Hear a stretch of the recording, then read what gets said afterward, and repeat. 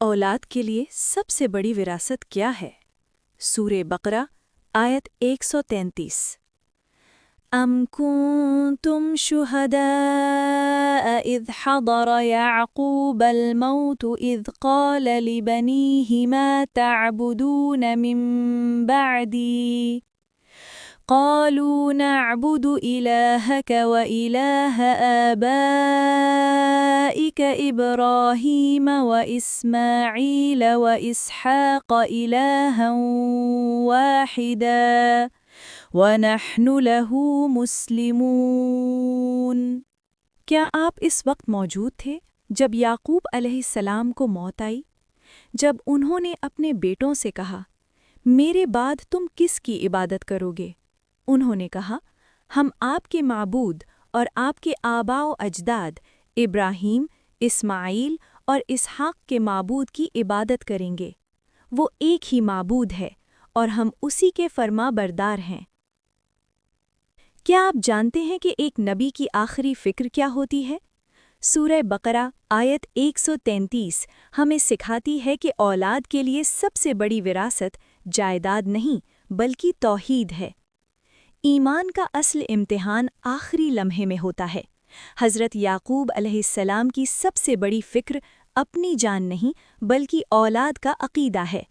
یہ آیت واضح کرتی ہے کہ وراثت مال کی نہیں ایمان کی ہونی چاہیے۔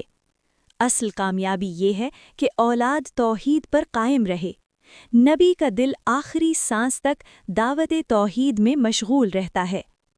فکری طور پر یہ آیت نسلوں کی تربیت کا اصول دیتی ہے۔ عقیدہ خود بخود منتقل نہیں ہوتا، اسے شعور کے ساتھ منتقل کرنا پڑتا ہے۔ حضرت یعقوب علیہ السلام سوال کرتے ہیں اور اولاد شعوری اقرار کرتی ہے۔ یہ مکالمہ ہمیں بتاتا ہے کہ ایمان زبردستی نہیں، فہم سے آتا ہے۔ نفسیات کے مطابق انسان آخری لمحے میں صرف وہی بات کہتا ہے جو اس کے لاشعور میں رچی بسی ہو۔ یہ آیت بتاتی ہے کہ حضرت یعقوب علیہ السلام کے لاشعور میں سب سے بڑی قدر توحید تھی۔ اولاد کی جواب دہی ظاہر کرتی ہے کہ عقیدہ ان کی شخصیت کا حصہ بن چکا تھا۔ یہ نسلی کنڈیشننگ کی اعلیٰ ترین مثال ہے، جس میں ایمان محض تعلیم نہیں بلکہ شناخت بن جاتا ہے۔ اگر ہماری اولاد اللہ کو پہچان لے تو ہماری زندگی کامیاب ہے۔